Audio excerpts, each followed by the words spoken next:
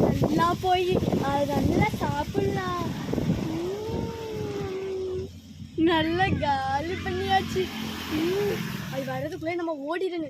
காலையில் வந்து பார்க்கும்போது தலையிலேயே ஒரு அடி அடிக்கணும். அதுக்கு இந்த கட்டை எடுத்து வச்சுக்குவோம். நல்ல கட்டை வச்சு அடித்தோம்னா அது செத்து போகும்.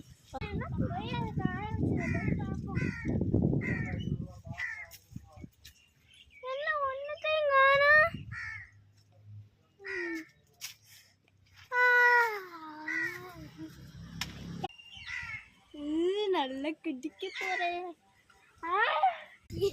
அவன் அந்த பேய் கடிச்சிச்சா கடிக்கலான்னு பாக்குறதுக்கு